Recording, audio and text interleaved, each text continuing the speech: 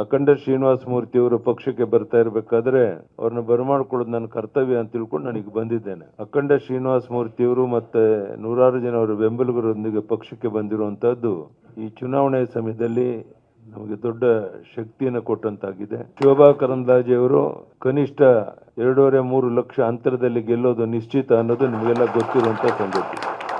ಇಂಥ ವಿಶೇಷವಾದ ಸಂದರ್ಭದಲ್ಲಿ ಉಪಸ್ಥಿತರಿರುವಂತಹ ಎಲ್ಲ ಬಂಧುಗಳಿಗೆ, ತಾಯಂದಿರಿಗೆ, ಮಾಧ್ಯಮದ ಸ್ನೇಹಿತರಿಗೆ ವಂದನೆ, ಅಭಿನಂದನೆಯನ್ನು ಸಲ್ಲಿಸ್ತಾ ಡಿಜೆ ಹಳ್ಳಿ, ಕೆಜೆ ಹಳ್ಳಿ ಆ ಸಂದರ್ಭದಲ್ಲಿ ಹಿಂದೂ ಮುಸ್ಲಿಂ ಗಲಾಟೆ ಆದಾಗ ನಮ್ಮ ಅಖಂಡ ಶ್ರೀನಿವಾಸ ಮೂರ್ತಿ ಅವರ ಮನೆ ಸುಟ್ಟೋಗಿದ್ದು ನಿಮಗೆಲ್ಲ ಗೊತ್ತಿರುವಂತಹ ಸಂಗತಿ. ಆ ಸಂದರ್ಭದಲ್ಲಿ ಕಾಂಗ್ರೆಸ್ನವರು ಇವರಿಗೆ ಬೆಂಬಲವನ್ನು ಕೊಡಲಿಲ್ಲ. ನಾವು ಆ ಸಮಯದಲ್ಲಿ ಅವ್ರ ಜೊತೆ ಗಟ್ಟಿಯಾಗಿ ನಿಂತಿದ್ದು ನಿಮಗೆಲ್ಲ ಗೊತ್ತಿರುವಂತ ಸಂಗತಿ. ಅಂತ ವಿಶೇಷವಾದ ಸಂದರ್ಭದಲ್ಲಿ ನಮ್ಮ ಅಖಂಡ ಶ್ರೀನಿವಾಸ ಮೂರ್ತಿ ಅವರು ನಮ್ಮ ಪಕ್ಷಕ್ಕೆ ಬಂದಿರುವಂತದ್ದು ದೊಡ್ಡ ಆನೆಯ ಬಲ ಬಂದಂತಾಗಿದೆ. ಅವರನ್ನ ನಿಮ್ಮೆಲ್ಲರ ಪರವಾಗಿ ಸ್ವಾಗತ ಮಾಡ್ತಾ, ಈ ಚುನಾವಣೆ ಸಮಯದಲ್ಲಿ ಬಂದಿರೋದ್ರಿಂದ ಶೋಭಕ್ಕ ಅವರು ಹೆಚ್ಚಿನ ಅಂತರದಲ್ಲಿ ಗೆಲ್ಲೋಕ್ಕೆ ಇದರಿಂದ ಸಾಧ್ಯ ಆಗುತ್ತೆ ಅನ್ನೋದನ್ನ ನಾನು ಹೇಳುವಂತ ಅಗತ್ಯ ಇಲ್ಲ.